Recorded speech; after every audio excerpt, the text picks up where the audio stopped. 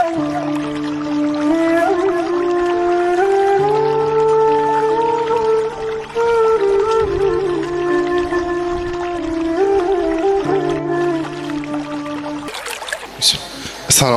warahmatullahi wabarakatuh. Waalaikumsalam. Alhamdulillahirrabbilalamin. Wassalatu wassalamu ala asyrafil anbiya'i wal mursalin Nabiyina wa bina Muhammadin wa ala alihi washabbihi ajmain. Amma ba'd. Puji syukur mari kita panjatkan kehadirat Allah Subhanahu wa taala atas segala limpahan rahmat dan nikmat yang telah berikan kepada kita, terutama nikmat iman, nikmat Islam dan nikmat sehat walafiat. Serta salam semoga terlimpah curahkan kepada junjungan kita Nabi Muhammad sallallahu alaihi wasallam, pada keluarga, sahabat dan para pengikutnya, dan yang mana mudah-mudahan kita termasuk ke dalam mengikut beliau yang istiqomah menjalankan sunnah-sunnahnya hingga akhir zaman. Amin ya rabbal alamin. Hadirin jemaah dirahmati Allah, alhamdulillah pada hari ini kita masih berikan kesempatan untuk berkumpul di Masjid An-Nur ini dalam rangka melaksanakan kewajiban kita di pagi hari ini, yaitu yang pertama melaksanakan sholat subuh berjamaah, dan yang kedua insyaallah dilanjutkan dengan kewajiban kita dalam menuntut ilmu. Alhamdulillah pada pagi hari ini telah hadir bersama kita yang kita muliakan Al-Ustadz Muhammad Anik LC MPDI yang akan menyampaikan tausiahnya dengan mengambil tema keutamaan istighfar. Baik, untuk itu kepada yang kita muliakan Al-Ustadz Muhammad Anik LC MPDI dipersilahkan untuk menyampaikan tausiah. Terima kasih. Assalamualaikum warahmatullahi wabarakatuh. Bismillahirrahmanirrahim. Assalamualaikum warahmatullahi wabarakatuh.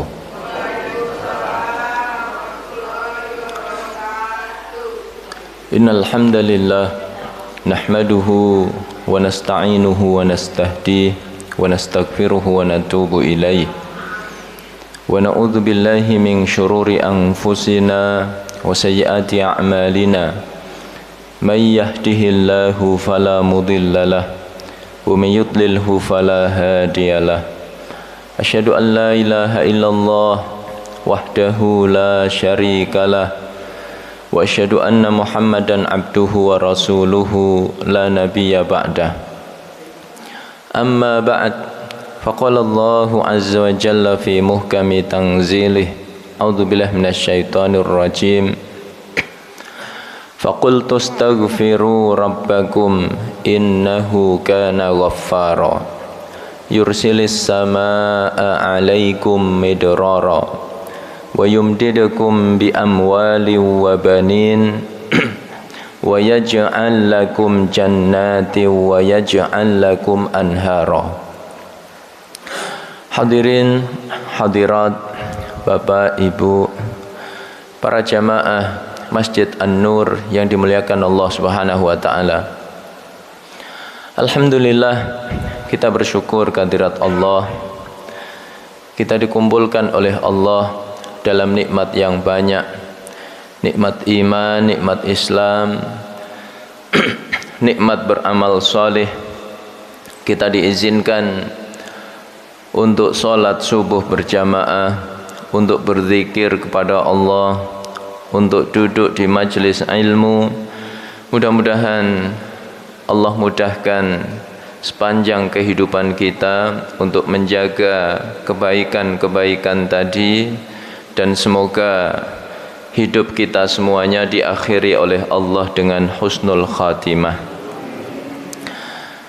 Salawat dan salam tidak lupa kita haturkan pada suri tauladan kita Rasulullah Muhammad sallallahu alaihi wasallam, pada keluarga, pada sahabat. Mudah-mudahan kita istiqamah menjaga dan menghidupkan sunnah Nabi kita Muhammad sallallahu alaihi wasallam hingga akhir hayat kita. Bapak Ibu dimuliakan oleh Allah, tema kajian pagi hari ini adalah al-istighfar, siyaghuhu wa awqatuhu wa ahamiyatuhu wa fawaiduh.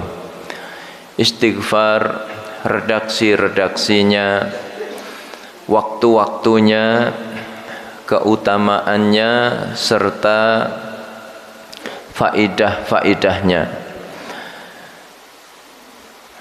Istighfar dari kata istaghfara yastaghfiru istighfaron. Maknanya adalah talabul maghfirah, memohon ampunan kepada Allah Subhanahu wa taala. Maka tema ini penting karena menyangkut ampunan Allah. Nikmat yang sangat dibutuhkan oleh manusia. Nanti kita bisa meraih surga Allah itu hanya ketika kita diampuni oleh Allah Subhanahu wa taala. La yudkhilu ahadan al-jannata amaluh. Tidaklah yang memasukkan seseorang ke dalam surga itu amalnya. Maka sahabat bertanya, wala anta ya Rasulullah, termasuk engkau ya Rasul? Kata beliau, wala ana, termasuk aku. Aku meraih surga itu bukan karena amalku, illa ayyataghammadani Allahu bimaghfiratin minhu wa rahmah, kecuali kalau Allah meliputi aku dengan ampunan serta rahmatnya. Makanya orang-orang saleh menjadikan ampunan Allah ini sebagai tujuan utama mereka beribadah kepada Allah. Laisa bi'arifin man lam yakun ghayatu amalihi minallah al-afwa. Bukanlah orang yang mengenal Allah dengan sebenarnya, yang tujuan utama dari ibadah-ibadahnya kepada Allah bukan mencari ampunan Allah. Maka kita sholat, kita berzikir, termasuk kita duduk di majelis ilmu ini, semoga kita diampuni oleh Allah Subhanahu wa taala. Setelah kita memahami maknanya, apa redaksi-redaksinya? Redaksi istighfar ini luas. Setiap kalimat yang di dalamnya mengandung makna memohon ampunan kepada Allah, maka itu adalah istighfar. Terkadang Nabi menggunakan redaksi astaghfirullahal azim, seperti riwayat Ibnu Mas'ud, man qala astaghfirullahal azim alladzi la ilaha illa huwal hayyul qayyum wa atubu ilaih thalatha marrat ghufirat dhunubuhu wa in kanat mithla zabadil bahr. Siapa yang membaca astaghfirullahal azim alladzi la ilaha illa huwal hayyul qayyum wa atubu ilaih, aku memohon ampunan kepada Allah, zat yang maha agung, yang tiada Tuhan selain Dia, yang maha hidup, yang maha berdiri sendiri, dan aku bertaubat kepadanya. Dia baca itu 3 kali, maka Allah ampuni dosa-dosanya sekalipun sebanyak buih di lautan. Terkadang Nabi membaca Rabbi ghfirli wa tub alayya innaka antat tawwabur rahim, seperti riwayat Ibnu Umar. Kata Ibnu Umar, in kunna lana'uddu li Rasulillah sallallahu alaihi wasallam fi majlisin wahid mi'ata marrah. Aku itu pernah menghitung Nabi dalam satu majlis membaca 100 kali Rabbi ghfirli wa tub alayya innaka antat tawwabur rahim. Ya Allah, ampuni aku. Ya Allah, terima taubatku. Sungguh Engkau zat yang maha menerima taubat, lagi maha penyayang. Jadi redaksi istighfar ini luas. Setiap kalimat yang di dalamnya ada permohonan ampunan kepada Allah, itu adalah istighfar. Dari sekian banyak kalimat istighfar, manakah yang paling afdal? Yaitu sayyidul istighfar. Allahumma anta rabbi la ilaha illa anta khalaqtani wa ana abduka wa ana ala ahdika wa wa'dika mastata'tu a'udzu bika min syarri ma sana'tu abu'u laka bi ni'matika alayya wa abu'u bi dzambi faghfirli fa innahu la yaghfiru dzunuba illa anta. Kenapa sayyidul istighfar begitu istimewa? Di dalamnya tidak hanya ada mohon ampunan kepada Allah, tapi di dalamnya ada i'tiraf, pengakuan seorang hamba akan kebesaran Allah, sekaligus pengakuan hamba akan banyaknya dosa-dosanya di hadapan Allah. Dan di dalamnya juga ada nilai-nilai tauhid, mensucikan Allah dari sifat-sifat yang tidak layak baginya. Kalau kita terjemahkan Allahumma anta rabbi, ya Allah engkaulah Tuhanku. Seorang hamba mengakui bahwa Tuhannya adalah Allah. La ilaha illa anta, tiada Tuhan selain engkau. Ada nilai-nilai tauhid di situ. Kita menafikan segala bentuk ketuhanan, kemudian hanya kita berikan kepada Allah. Maknanya la ma'buda bihaqqin, tidak ada zat yang layak disembah dengan hak kecuali hanya Allah. Kemudian khalaqtani, engkau yang menciptakan aku. Kita semuanya mengakui kita ini makhluk ciptaannya Allah Subhanahu wa taala. Wa ana abduka, aku adalah hambamu. Jadi kita mengakui kita ini hanya hamba, hambanya Allah. Hamba itu apa sih? Budak. Kemudian wa ana ala ahdika wa wa'dika mastata'tu, aku selalu berada di antara perjanjian denganmu. Kita semua hidup di dunia ini punya janji dengan Allah, janji untuk hanya menuhankan Allah, dan janji untuk hanya beribadah kepada Allah. Wa ma khalaqtul jinna wal insa illa liya'budun. Maka kita hidup berusaha memenuhi seluruh janji kita kepada Allah semampu kita. Maka kenapa subuh hari ini kita kumpul di masjid, sholat jamaah, berzikir, duduk di majelis ilmu, ini dalam rangka memenuhi janji kita kepada Allah Subhanahu wa taala.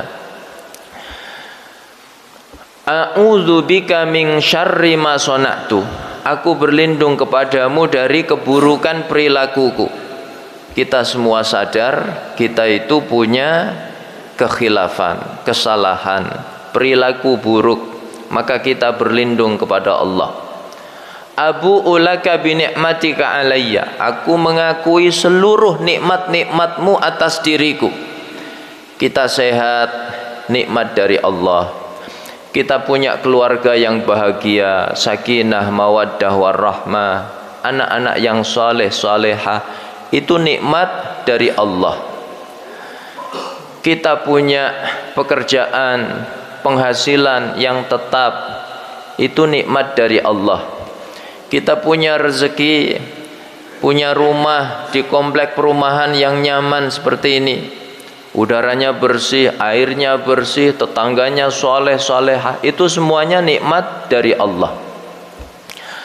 Wa abu'u bidzambi, aku mengakui seluruh dosa-dosaku. Kita semuanya punya dosa. Ada bapak ibu di sini yang enggak punya dosa? Silahkan tunjuk jari, boleh pulang duluan.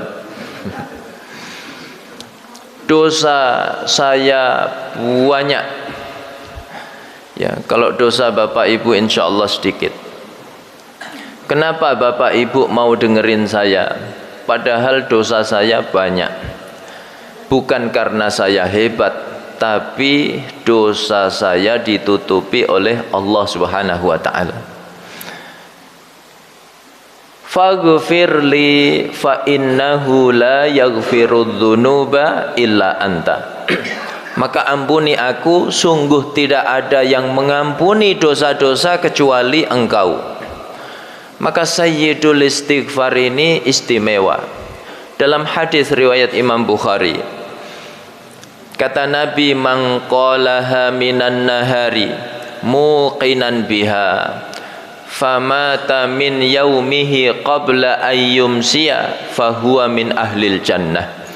Siapa yang membaca sayyidul istighfar di siang hari, dia meyakini kebenarannya, dia wafat di hari itu sebelum sore, maka dia termasuk ahli surga. Wa man qalaha minal laili muqinan biha famata qabla ayyusbiha fahuwa min ahlil jannah.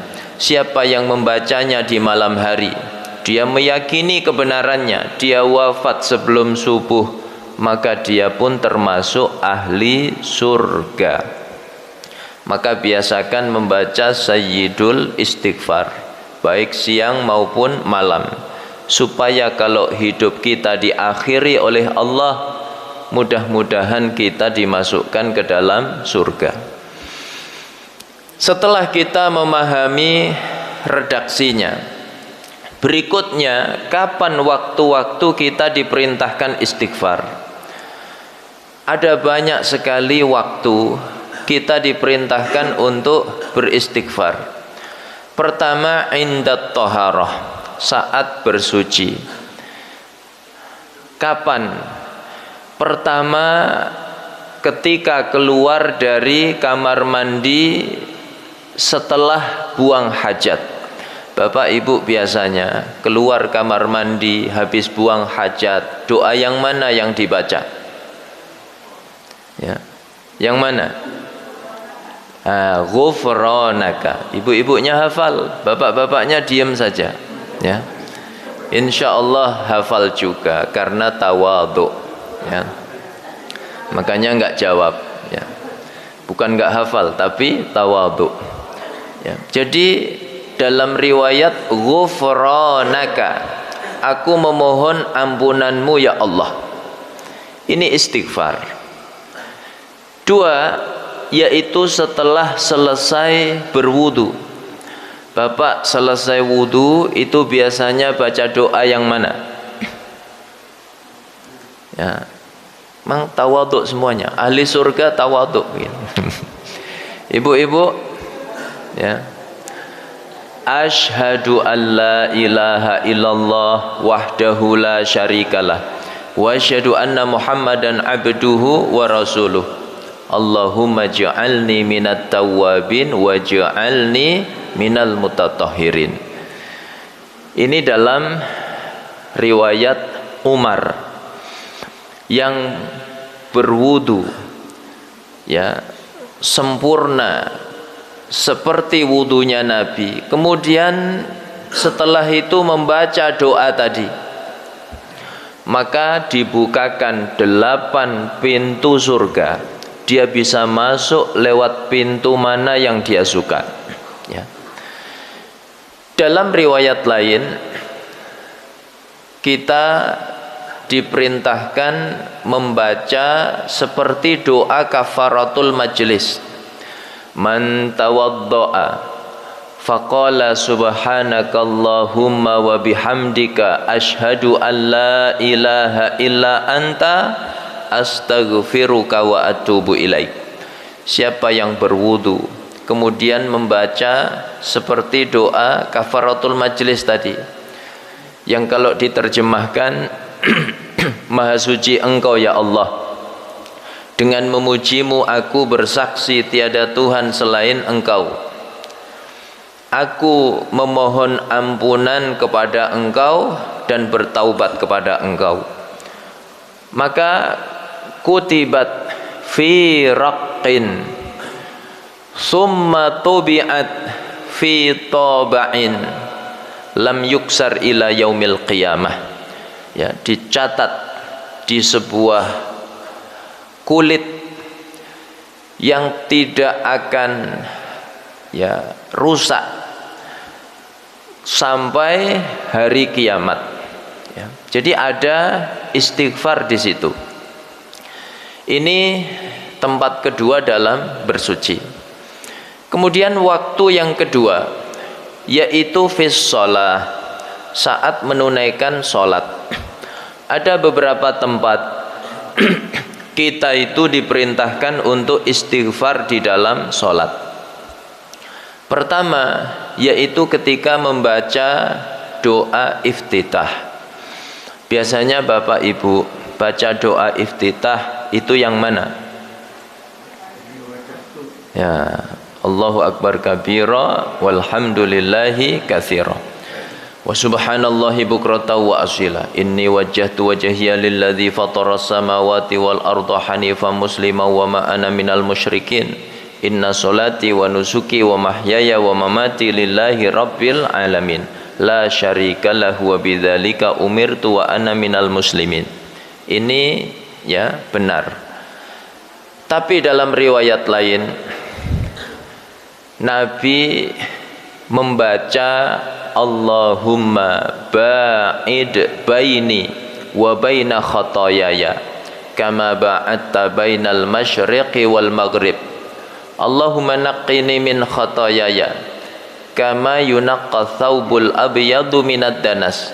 Allahumma ghsilni min khataayaya bil ma'i wal thalji wal barad. Ya Allah, jauhkan aku dari keburukan-keburukanku, dosa-dosaku, seperti Engkau jauhkan timur dari barat. Ya Allah, sucikan aku dari dosa-dosaku seperti Engkau sucikan kain yang putih dari kotoran. Ya Allah, basuhlah aku dari dosa-dosaku dengan air, dengan salju, dan juga dengan es. Maka di dalamnya ada istighfar. Ya. Juga dalam riwayat lain, riwayat Abu Bakar As-Siddiq, Rabbi inni zalamtu nafsi zulman katsira wa la yaghfiru dzunuba illa anta faghfirli maghfiratan min indik warhamni innaka antat tawwabur rahim. Ya Allah, sungguh aku telah berbuat zalim dengan kezaliman yang banyak, dan tidak ada yang mengampuni dosa-dosa kecuali Engkau. Maka beri aku ampunan dengan ampunan dari sisimu. Sayangilah aku, sungguh Engkau zat yang maha menerima taubat lagi maha penyayang. Lagi-lagi di dalamnya ada istighfar. Ini pertama. Kedua, Bapak Ibu yang dimuliakan oleh Allah, yaitu ketika rukuk dan sujud. Bapak kalau rukuk baca doa yang mana? Subhana rabbiyal azimi wa bihamdi. Kalau sujud, subhana rabbiyal a'la wa bihamdi. Ini benar, ya. Tapi setelah turun surat An-Nasr, idza jaa nasrullahi wal fath wa ra'aitan nasa yadkhuluna fi dinillahi afwaja fasabbih bihamdi rabbika wastaghfirhu innahu kana tawwaba. Jika datang pertolongan Allah dan kemenangan, dan kamu melihat orang-orang berbondong-bondong memeluk agama Allah, maka bertasbihlah, beristighfarlah. Ada dua perintah di situ, tasbih dan istighfar. Maka setelah surat ini turun, Nabi merubah bacaan rukuk dan sujudnya dengan subhanakallahumma wa bihamdika Allahumma gfirli. Maha suci Engkau ya Allah, dengan memujimu ampunilah aku. Ada tasbih, ada istighfar, ya. Ini tempat kedua. Tempat ketiga yaitu duduk di antara dua sujud. Ada 8 permohonan di sana. Rabbi gfirli warhamni wajburni warzuqni wahdini wa'afini wa'fu anni. Dari 8 permohonan tadi, yang pertama kita minta itu apa? Rabbighfirli, ya Allah ampuni aku. Ada istighfar di sana. Kemudian yang keempat, yaitu setelah tahiyat akhir, setelah membaca fil alamina innaka hamidum majid, biasanya bapak ibu baca doa yang mana? Allahumma inni a'udzubika min adzabil qabr wa min adzabi jahannam wa min fitnatil mahya wal mamat wa min syarri fitnatil masihid dajjal. Ya, ini benar. Bahkan doa ini ditalqinkan oleh Nabi kepada para sahabat. Saking pentingnya berlindung dari azab kubur, dari azab neraka jahanam, dari fitnah kehidupan dan kematian, dan juga dari fitnahnya dajjal. Tapi dalam riwayat Nabi itu membaca Allahumma ghfirli dhunubi wa jahli wa israfi fi amri kullihi ma anta a'lamu bihi minni. Ya Allah, ampunilah dosa-dosaku, ampunilah ketidaktahuanku, ampunilah melampaui batas dalam segala urusanku, sesuatu yang engkau lebih tahu dibandingkan aku. Jadi lagi-lagi ada istighfar di sana. Ini 4 tempat di dalam sholat yang kita diperintahkan untuk istighfar. Waktu yang ketiga, yaitu ba'das sholah, setelah menunaikan sholat. Makanya imam kita tadi setelah sholat, apa yang dibaca? Astaghfirullahalazim. Ya, aku memohon ampunan kepadamu, aku memohon ampunan kepada Allah yang Maha Agung. Alladzi la ilaha illa huwal hayyul qayyum wa atubu ilaih, yang tiada Tuhan selain Dia, yang maha hidup, yang maha berdiri sendiri, dan aku bertaubat kepadanya. Maka kata Nabi, siapa yang membaca itu 3 kali, ghufirat dzunubuhu wa in kanat mithla zabadil bahr, diampuni dosa-dosanya sekalipun sebanyak buih di laut.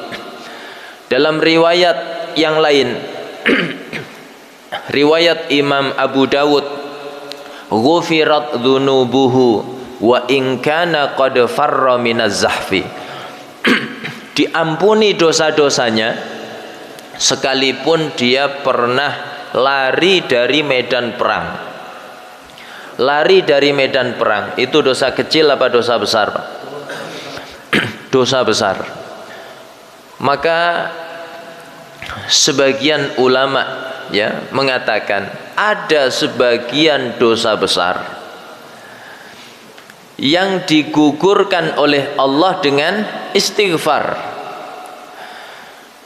yang tidak berkaitan dengan hukukul adamiyin, hak-hak sesama manusia. Ya, lari dari medan perang ini melanggar hak Allah Subhanahu wa taala.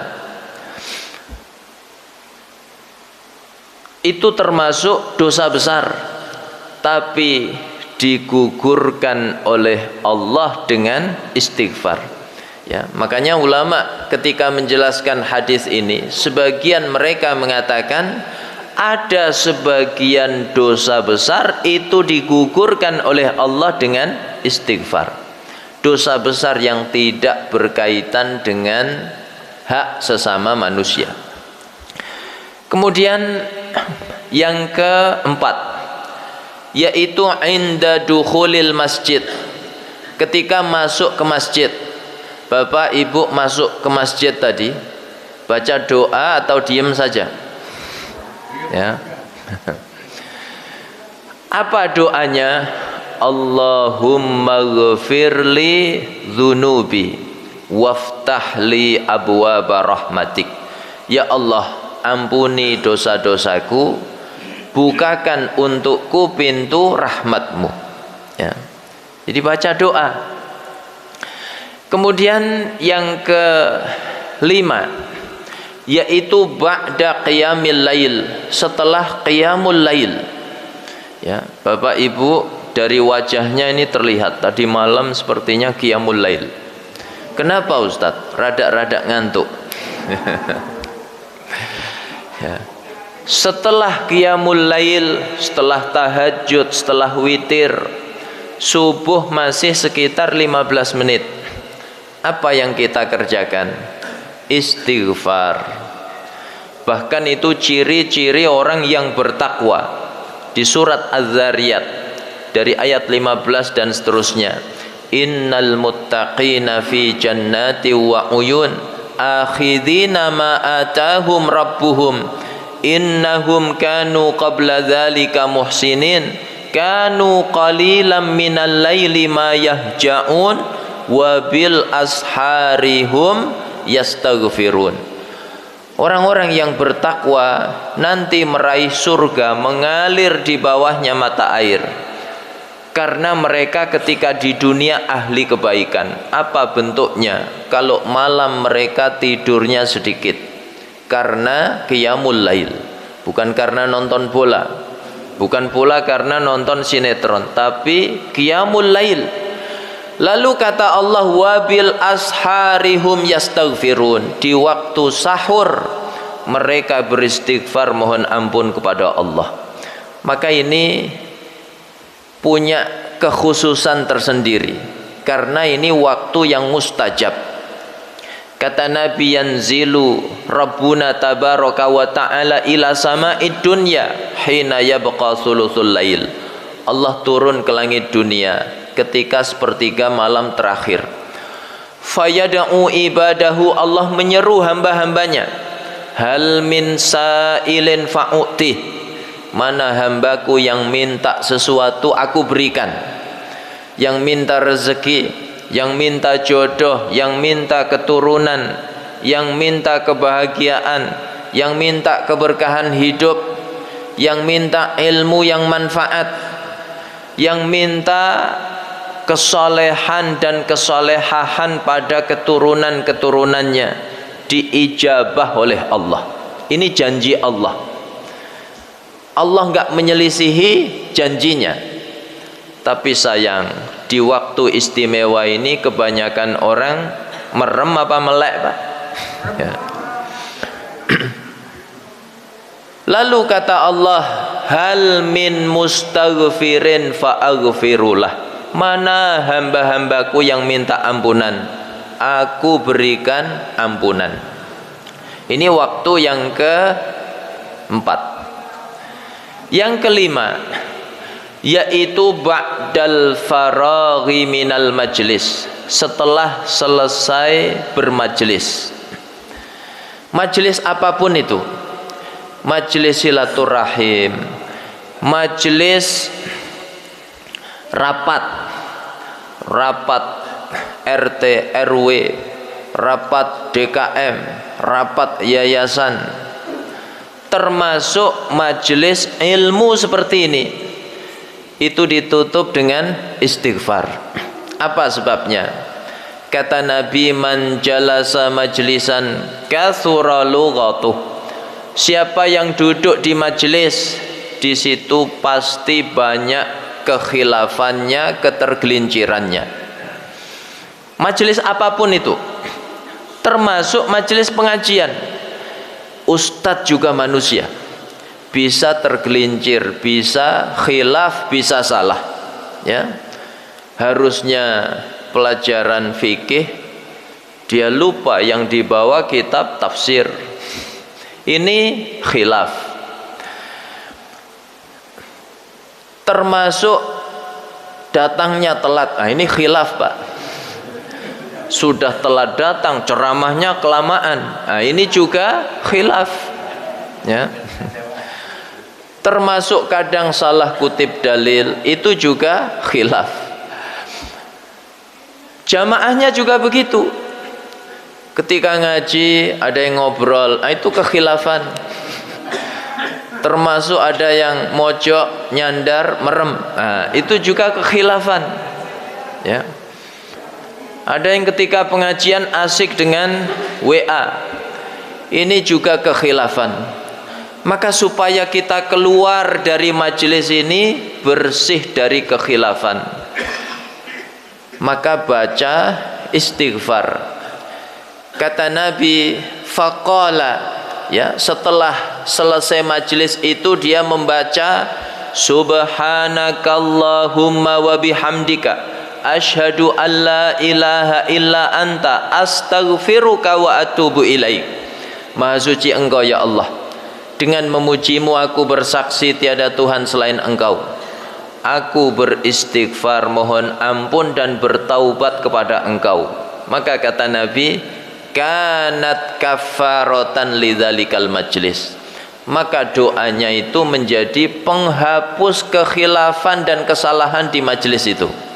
Makanya doa ini terkenal dengan kafaratul majlis, penghapus dosa dan kesalahan di majelis. Ini yang ke berapa sudah Pak? 5. Yang ke-6 yaitu inda awakhiril umri, di penghujung usia. Dari mana Ustadz kita tahu kalau usia kita itu sudah memasuki penghujungnya? Pertama dari sisi umur. Umur umat Nabi ini, kata Nabi, 60 sampai 70. Umru ummati ma baina sittin wa sab'in. Umur umatku antara 60-70. Jadi kalau sudah mendekati 60 berarti sudah penghujung usia. Apalagi sudah lewat 70. Ya. Tapi Masya Allah, ini yang hadir di lantai 1 auranya masih 30. Lantai 2 25 kayaknya. Ini pertama. Kedua, dari isyarat-isyarat Allah. Allah memberi banyak isyarat dalam kehidupan kita. Ya, contohnya apa Pak? Uban. Bapak Ibu nanti sampai rumah coba ngaca. Kalau rambut kok warnanya sudah banyak, ya, tidak satu warna lagi. Ada kemerah-merahan, ada putih bersinar, mengkilat. Itu isyarat kita sudah di penghujung usia. Maka perbanyaklah istighfar. Isyarat berikutnya yaitu kesehatan. Dulu Bapak duduk 2 jam, 3 jam, nggak ada masalah. Tapi sekarang setiap 10 menit rubah posisi. Ya, sambil diketuk-ketuk lututnya. Kesemutan. Itu isyarat. Ya, maka perbanyak istighfar. Dulu mata kita lihat running tag itu jelas, nggak perlu kacamata. Sekarang harus pakai kacamata, itu pun sambil merem melek baru kelihatan. Itu isyarat kita sudah di penghujung usia. Maka perbanyaklah istighfar. Dari mana kita tahu kalau di penghujung usia perbanyak istighfar? Nabi ketika turun surat An-Nasr, idza jaa nasrullahi wal fath wa ra'aitan nasa yadkhuluna fi dinillahi afwaja fasabbih bihamdi rabbika wastaghfirhu innahu kana tawwaba. Maka beliau memperbanyak istighfar. Bahkan merubah bacaan rukuk dan sujud dengan subhanakallahumma wa bihamdika Allahumma gfirli. Beliau tambah tasbih dengan istighfar. Kata para ulama, karena Nabi tahu surat ini isyarat dari Allah, ajal Nabi sudah dekat. Begitu kata Ibnu Abbas. Surat ini isyarat kalau ajal Nabi itu sudah dekat. Nabi diutus itu punya misi mendakwahi manusia, mengajak mereka menyembah Allah, mengajak mereka masuk ke dalam agama Allah. Kalau misi ini sudah tercapai, kemenangan sudah diraih, orang-orang berbondong-bondong memeluk agama Allah, berarti misi telah selesai. Maka sudah waktunya Nabi menghadap Allah Subhanahu wa taala. Makanya Imam An-Nawawi memasukkan hadis ini dalam kitabnya Riyadhus Shalihin pada babul hissi alal izdiyadi minal khair fi awakhiril umri. Bab anjuran memperbanyak amal-amal saleh di penghujung usia. Bapak Ibu dimuliakan oleh Allah, setelah kita memahami waktu-waktunya, berikutnya apa urgensi dari istighfar itu? Pertama, istighfar itu amrullah, perintahnya Allah. Jadi sebagaimana sholat perintah Allah, puasa perintah Allah, infak, sedekah perintah Allah, haji, umrah perintah Allah, ngaji seperti pagi hari ini perintah Allah. Maka sama, istighfar itu juga perintahnya Allah. Berulang kali dalam Al-Quran Allah mengatakan wastaghfirullah, mintalah kalian ampunan kepada Allah. Bahkan yang diperintahkan tidak cuma orang-orang biasa seperti kita, para nabi, para rasul, mereka juga diperintahkan untuk beristighfar. Ini pertama.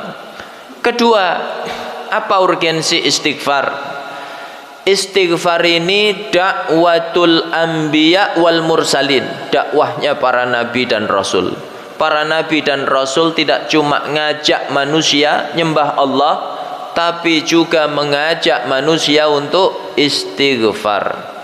Makanya di surat Nuh ayat 10 yang saya baca di mukaddimah tadi, faqultu astaghfiru rabbakum innahu kana ghaffara. Nabi Nuh itu enggak cuma nyeru kaumnya 950 tahun untuk nyembah Allah, tapi juga faqultu astaghfiru rabbakum innahu kana ghaffara. Mintalah kalian ampunan kepada Tuhan kalian, sungguh Tuhan kalian itu zat yang maha pengampun. Ini seruannya para nabi. Kemudian yang ketiga, istighfar itu sifatul anbiya wal mursalin, karakteristiknya para nabi dan rasul. Para nabi dan rasul mereka orang yang banyak beristighfar, mohon ampun kepada Allah. Maka nabi rasul itu punya istighfar. Nabi Adam, Rabbana zalamna anfusana wa illam taghfir lana wa tarhamna lanakunanna minal khasirin. Nabi Nuh, Rabbighfirli wali walidayya waliman dakhala baitiya mu'mina walil mu'minina wal mu'minat. Nabi Musa, Rabbi inni zalamtu nafsi faghfirli. Nabi Yunus, la ilaha illa anta subhanaka inni kuntu minadh zalimin. Hingga Nabi kita Muhammad sallallahu alaihi wasallam mengajarkan sayyidul istighfar. Dan para nabi ketika istighfar itu tidak cuma untuk dirinya, tapi beliau juga istighfarkan orang lain. Seperti Nabi Musa mengistighfarkan Nabi Harun ketika Nabi Musa disuruh oleh Allah beribadah 40 hari 40 malam, maka beliau titipkan kaumnya kepada Nabi Harun. Ternyata setelah Nabi Musa selesai mendapatkan Taurat, begitu keluar mendapati kaumnya sudah nyembah sapi. Maka Nabi Musa mengistighfarkan Nabi Harun, diabadikan dalam surat Al-A'raf ayat 151. Rabbighfirli wali akhi wa adkhilna fi rahmatik. Ya Allah, ampuni aku, ampuni saudaraku Harun, masukkan kami ke dalam rahmatmu. Ini Nabi Musa. Nabi Yusuf alaihi salam punya 11 saudara yang mereka itu mendolimi Nabi Yusuf alaihi salam, ya, melempar ke sumur dan seterusnya. Tapi Masya Allah, Nabi Yusuf mengistighfarkan 11 saudaranya. Dikisahkan dalam ayat 92 di surat Yusuf, qala la tasriba alaikumul yaum yaghfirullahu lakum wa huwa arhamur rahimin. Tidak ada celaan untuk kalian hari ini, kata Nabi Yusuf. Semoga Allah mengampuni kalian. Allah Maha Pengampun lagi Maha Penyayang. Allah sebaik-baik zat yang, ya, penyayang. Jamaah dimuliakan oleh Allah. Maka dengan istighfarnya Nabi Yusuf ini 11 saudara diampuni oleh Allah. Makanya Imam Ibnul Jauzi membuat perumpamaan menarik. Kata beliau, Ramadan bagi 11 bulan lainnya itu ibarat Nabi Yusuf bagi 11 saudaranya. 11 saudara Nabi Yusuf diampuni oleh Allah, ini berkah Nabi Yusuf. Maka sama, kita bisa meraih ampunan Allah di 11 bulan itu dengan memaksimalkan bulan Ramadan, ya. Setelah kita memahami urgensinya, terakhir apa faidah istighfar? Istighfar ini faidahnya banyak. Pertama, istighfar itu zadud da'iyati ilallah, bekal da'i yang menyeru manusia ke jalan Allah. Kita semuanya ini da'i. Bapak Ibu jangan punya pemahaman da'i itu ya tukang ceramah, ustadz, ustazah, ya. Kita semua apapun profesi kita hari ini, yang bekerja di kantor, yang pengusaha, yang pedagang, yang petani, termasuk ibu rumah tangga, semuanya adalah dai-daiyah yang punya kewajiban mengajak manusia kepada kebaikan. Ayo ngaji, ayo sholat, ayo makmurkan Masjid An-Nur. Ini, ya, namanya dai, ngajak kepada kebaikan. Maka dai-daiyah itu butuh bekal. Apa bekal mereka? Ya, bekal terbaik mereka dua. Satu, qiyamul lail. Dua, istighfar. Inilah isyarat dari surat Al-Muzammil. Makanya ulama tafsir mengatakan surat Al-Muzammil itu turun lebih dahulu sebelum Al-Muddathir. Al-Muzammil memerintahkan Nabi mendakwahi dirinya.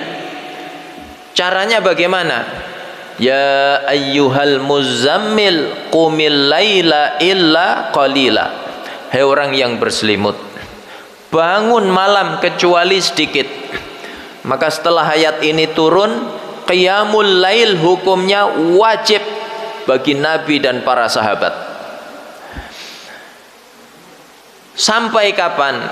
Sampai turun ayat terakhir, ayat 20 surat Al-Muzammil. Inna rabbaka ya'lamu annaka taqumu adna min thulutsayil laili wa nisfahu wa thulutsahu wa ta'ifatum minal ladzina ma'ak. Barulah kemudian hukumnya dirubah menjadi sunnah bagi para sahabat, tapi bagi Nabi hukumnya tetap wajib. Wa minal laili fatahajjat bihi nafilatan lak. asa ayyab'atsaka rabbuka maqaman mahmuda. Di sebagian malam wahai Muhammad, tunaikan tahajud sebagai ibadah nafilah bagimu, ibadah tambahan. Artinya apa? Wajib bagimu, sunnah bagi umatmu. Berapa jarak diwajibkan dan dirubah jadi sunnah tadi? 1 tahun penuh. Kemudian ya, ini bekal pertama. Bekal kedua yaitu istighfar. Di penghujung ayat 20, wastaghfirullah, beristighfarlah kalian kepada Allah. Kenapa penting dai itu qiyamul lail dan beristighfar? Karena mereka berdakwah, menyampaikan pesan-pesan Allah ke hati manusia. Maka supaya dakwah itu bisa masuk ke dalam hati manusia, kita harus punya hubungan yang dekat dengan Allah, yang memasukkan pesan-pesan itu ke dalam hati manusia. Siapa Pak? Allah. Bukan karena retorika kita, ceramah sampai berbusa-busa, berasap-asap, bahkan ada yang mengatakan berapi-api. Bukan karena itu. Bukan pula karena kekuatan hafalan kita. Surat nomor sekian, ayat sekian, pojok kanan atas, pojok kiri bawah. Itu penting. Tapi bukan itu yang membuat dakwah kita itu masuk ke hati manusia. Tapi karena Allah yang memasukkannya. Makanya penting kita membangun hubungan yang kuat dengan Allah. Baru kemudian turun Al-Muddatsir, ya ayyuhal muddatsir qum fa'anzir, hai orang yang berselimut, bangkit, berikan peringatan kepada manusia. Jadi Allah suruh Nabi mendakwahi dirinya, baru kemudian mendakwahi umatnya. Ya, ini pertama. Kedua, Bapak Ibu dimuliakan oleh Allah, apa faidah istighfar? Istighfar itu menyebabkan maghfiratul dzunub. Kita diampuni dosa-dosa kita oleh Allah. Kita semuanya punya dosa, maka kita butuh ampunan Allah. Dan caranya adalah dengan istighfar, mohon ampun kepada Allah. May ya'mal su'an aw yadhlim nafsahu summa yastaghfirillah yajidillaha ghafurar rahima. Siapa yang mengerjakan keburukan atau menzalimi dirinya lalu mohon ampun kepada Allah, maka dia dapati Allah itu Maha Pengampun, Maha Penyayang. Maka dulu banyak orang terjatuh dalam dosa besar, tapi akhirnya diampuni oleh Allah. Disebabkan apa? Istighfarnya, taubatnya kepada Allah. Ada seorang wanita dari Bani Juhainah berzina di zaman Nabi. Orang ini taubat, mohon ampun kepada Allah. Dia mengaku di hadapan Nabi, ya Rasulullah aqimil had, ya Rasul tegakkan hukuman atas diriku. Wanita ini sedang hamil. Nabi panggil keluarganya, ahsin ilaiha fa idza wada'at fa'tini biha. Berbuat baiklah kalian kepada wanita ini, kalau anaknya sudah lahir bawa ke hadapanku. 9 bulan berlalu, bayi lahir, dibawa ke hadapan Nabi. Kata Nabi, susui anakmu 2 tahun.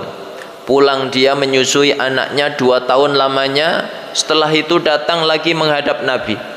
Kira-kira orang seperti itu taubatnya serius apa bercanda, Pak? Ini taubat yang serius, taubat yang sungguh-sungguh, siap menerima konsekuensi apapun dari taubatnya. Ya, bukan taubat yang basa-basi, bukan taubatnya koruptor. Saya mau ngaku, yang penting harta saya jangan disita. Nah, ini basa-basi, nggak siap dengan konsekuensi. Jemaah dimuliakan oleh Allah, maka ditegakkan hukum rajam. Wanita ini dirajam sampai mati. tapi setelah itu Nabi memimpin sholat jenazah atasnya. Umar bertanya, ya Rasulullah, atusalli alaiha wa qad zanat? Ya Rasul, kenapa engkau sholatkan dia padahal dia berzina? Maka Rasulullah menjawab, laqad tabat taubatan law qusimat li sab'ina rajulan min ahlil madinati lakafathum. Sungguh wanita ini telah taubat dengan taubat yang sesungguhnya. Andaikan taubatnya dibagikan untuk 70 penduduk Madinah, itu masih cukup. Saking jujurnya dia dengan taubatnya kepada Allah. Yang ketiga, apa faedah dari istighfar? Istighfar itu menyebabkan turunnya al-mata'ul hasan, kenikmatan-kenikmatan yang baik. Maka di surat Hud ayat ketiga, wa anistaghfiru rabbakum summa tubu ilaih yumatti'kum mata'an hasana. Hendaknya kalian beristighfar kepada Tuhan kalian, bertaubat kepadanya, maka Allah akan turunkan kenikmatan-kenikmatan yang baik untuk kalian. Jadi enggak cuma berkaitan dengan dosa, tapi menyebabkan turunnya kebaikan-kebaikan dalam hidup kita. Kebaikan rezeki, kebaikan jodoh, kebaikan keturunan, dan lain sebagainya. Itu kita raih dengan istighfar. Maka Imam Hasan Al-Basri, ulama besar dari kalangan tabi'in, bahkan penduduk Basrah menjulukinya Sayyidut Tabi'in, pemimpin kalangan tabi'in. Beliau didatangi 3 orang. Satu ngadu masalah kesehatan, dia sering sakit-sakitan. 2, dia mengadukan seretnya rezeki, sudah usaha ini itu ya bangkrut. Yang ketiga mengadukan masalah keturunan, sudah menikah sekian lama belum kunjung punya keturunan. Maka Imam Hasan Al-Basri memberi satu nasihat yang sama, perbanyak istighfar, perbanyak istighfar, perbanyak istighfar. 3 orang ini heran, wahai Imam, masalah kami kan beda-beda. Ini kawan sering sakit, ini kawan rezekinya seret, satu lagi gak punya keturunan. Kok 3-tiganya disuruh istighfar? Maka Imam Hasan Al-Basri mengutip ayat 10, 11, 12 surat Nuh, faqultu astaghfiru rabbakum innahu kana ghaffara yursilis samaa alaikum midrara wa yumdidukum bi amwali wa banin wa yaj'al lakum jannati wa yaj'al lakum anhara. Aku katakan kepada kalian, istighfarlah, mohon ampunlah kepada Tuhan kalian. Sungguh Tuhan kalian zat yang maha pengampun. Niscaya Allah turunkan hujan yang lebat, Allah hadirkan harta yang berlimpah serta keturunan yang banyak, dan Allah hadirkan kebun-kebun yang luas dan sungai-sungai yang mengalir. Jadi dengan istighfar hajat hidup kita bisa dikabulkan dan dipenuhi oleh Allah Subhanahu wa taala. Ya, dan ini sudah terbukti. Ulama-ulama mencobanya dan terbukti. Zaman Imam Ahmad dikisahkan, Imam Ahmad satu hari tidur di masjid. Maka ada tukang roti masuk masjid, nggak senang dia. Masjid kok dipakai tidur, nanti kotor. Pak, kalau tidur jangan di masjid, ya. Tidur saja di rumah saya. Orang ini nggak tahu kalau yang dia usir itu ulama besar, dijuluki imamu ahli sunnah, pemimpin ahli sunnah. Maka akhirnya Imam Ahmad ikut ke rumah tukang roti itu. Imam Ahmad mendengar lantunan istighfar nggak putus-putus. Dilihat, ternyata orang ini ngerjain apapun istighfar. Ngaduk adonan roti istighfar, masukkan ke dalam oven istighfar, dia ambil dari open istighfar, dia bungkus sambil istighfar, apapun sambil istighfar. Maka Imam Ahmad bertanya, kenapa kamu mengerjakan apapun sambil istighfar? Ya. Orang itu menjawab, dengan istighfar yang aku rutinkan, Allah mengabulkan semua permohonan-permohonanku, hajat-hajat hidupku. Tinggal satu yang belum Allah kabulkan. Aku rindu sekali ingin berjumpa ulama besar yang aku kagumi. Namanya Imam Ahmad bin Hambal. Dia nggak tahu kalau yang dia bawa ke rumahnya tadi Imam Ahmad. Maka Imam Ahmad berkata, ketahuilah dengan istighfar yang kamu rutinkan, Allah sudah mengabulkan semua hajatmu tanpa terkecuali. Akulah Ahmad bin Hambal. Ya, maka betul kata Nabi, man lazamal istighfar ja'alallahu lahu min kulli hammin faraja wa min kulli dhaiqin makhraja wa razaqahu min haitsu la yahtasib. Siapa yang melazimkan istighfar, maka Allah berikan solusi dari problematika kehidupannya, jalan keluar atas kegundahan-kegundahannya, dan Allah beri rezeki dari pintu yang tidak disangka-sangka. Yang keempat, istighfar itu menyelamatkan kita dari bencana. Allah memberi isyarat ya dalam Al-Quran, wa ma kana Allahu liyu'adzibahum wa anta fihim wa ma kana Allahu mu'adzibahum wa hum yastaghfirun.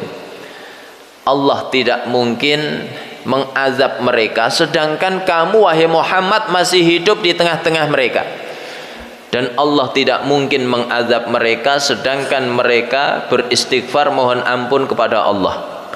Maka para sahabat memahami ayat ini. Kata mereka, dulu kami punya dua penyelamat. Satu hadirnya Nabi, dua istighfar. Maka setelah Nabi wafat, tinggal satu penyelamat kita, yaitu istighfar mohon ampun kepada Allah Subhanahu wa taala. Terakhir yang kelima, apa faidah istighfar? Yaitu menyebabkan catatan amal kita bersih. Ketika kita menerima catatan itu, wajah kita berseri-seri, hati kita bahagia. Ada orang menerima catatan amal dengan tangan kanan, ada yang dengan tangan kiri, ya. Ada yang ketika menerima catatan amal sedih, tertunduk wajahnya, penuh penyesalan.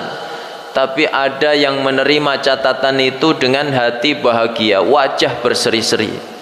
Maka kalau ingin menerima catatan amal itu, wajah kita berseri-seri, hati kita bahagia, perbanyak istighfar. Kata Nabi, man ahabba antasurrahu sahifatuhu yaumal qiyamah falyukthir minal istighfar. Siapa yang ingin berbahagia saat menerima catatan amal di hari kiamat, hendaknya dia memperbanyak istighfar. Apa sebabnya? Kata para ulama, istighfar itu akan memenuhi catatan amal kita, menghapus keburukan-keburukan pada catatan amal kita. Maka ketika kita menerimanya, kita membukanya, yang merah-merah itu hilang, Pak. Ya, maka wajah kita ya berseri-seri, hati kita bahagia. Ini faedah istighfar. Mudah-mudahan Allah memberi pertolongan kepada kita semuanya untuk menjadi hamba-hambanya yang selalu beristighfar kepadanya. Amin ya rabbal alamin. Ini yang dapat saya sampaikan. Kalau ada yang benar semata-mata dari Allah, kalau ada yang salah ini kekhilafan saya mohon maaf yang sebesar-besarnya. Aqulu qauli hadza wa sallallahu ala nabiyyina Muhammad wa ala alihi wa sahbihi wasallam walhamdulillahi rabbil alamin. Saya kembalikan kepada pembawa acara. Assalamualaikum warahmatullahi wabarakatuh.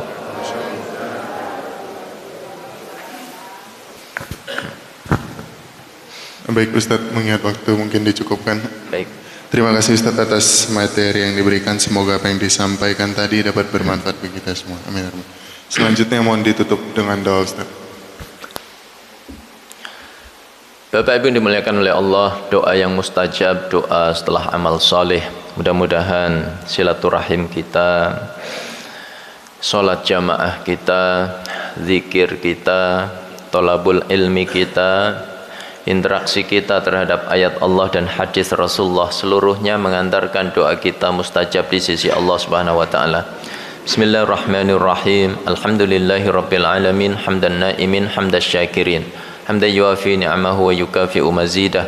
Ya Rabbana walakal hamdu kama yanbaghi li jalali wajhika wa 'azimi sultanik. Allahumma shalli wa sallim ala nabiyyina Muhammad wa ala alihi wa sahbihi wa sallim ajma'in. Allahumma ighfir lana wa li walidina wa li jami'il mu'minina wal mu'minat wal muslimina wal muslimat al ahya'i minhum wal amwat alladzina syahidu laka bil wahdaniyah wa li nabiyyika bir risalah wa matu ala dzalik. Allahumma ighfir lahum warhamhum wa'afihim wa'fu anhum. Allahumma ij'al kuburahum rawdatan min riyadil jinan wa la taj'al kuburahum khufratan min khufarin niran. Allahumma ighfir lana wa li ikhwanina alladhina sabaquna bil iman wa la taj'al fi qulubina ghillan lil ladzina amanu rabbana innaka ra'ufur rahim. Allahumma ati nufusana taqwaha wa zakkiha wa anta khairu man zakkaha anta waliyuha wa maulaha. Allahumma ighfir lana ma qaddamna wa ma akharna wa ma a'lanna wa ma asrarna wa ma anta a'lamu bihi minna antal muqaddimu wa antal muakhir la ilaha illa ant. Allahumma inna nas'aluka minal khairi kullihi ajilihi wa ajilihi ma alimna minhu wa ma lam na'lam wa na'udzubika minasy syarri kullihi ajilihi wa ajilihi ma alimna minhu wa ma lam na'lam. Allahumma inna nas'aluka khaira ma sa'alaka bihi nabiyyuka Muhammad sallallahu alaihi wasallam wa ibaduka shalihun. Wa na'udzubika min syarri ma sta'adzaka minhu nabiyyuka Muhammad sallallahu alaihi wasallam wa ibadukas salihun. Rabbana taqabbal minna innaka antas samiul alim wa tub alaina innaka antat tawwabur rahim. Rabbana zalamna anfusana wa illam taghfir lana wa tarhamna lanakunanna minal khasirin. Rabbana atina fid dunya hasanah wa fil akhirati hasanah wa qina adzaban nar wa adkhilnal jannata ma'al abrar ya azizu ya ghaffaru ya rabbal alamin. Wa sallallahu ala nabiyyina Muhammad wa ala alihi wa sahbihi wasallim ajma'in. Subhana rabbika rabbil izzati amma yasifun wa salamun alal mursalin walhamdulillahi rabbil alamin. Baik jemaah yang dirahmati Allah, kita akhiri kajian kita pada pagi hari dengan membaca doa kafaratul majelis. Subhanaka wa bihamdika asyhadu an la ilaha illa anta astaghfiruka wa atubu ilaik. Terima kasih wabillahi taufiq wal hidayah. Assalamualaikum warahmatullahi wabarakatuh.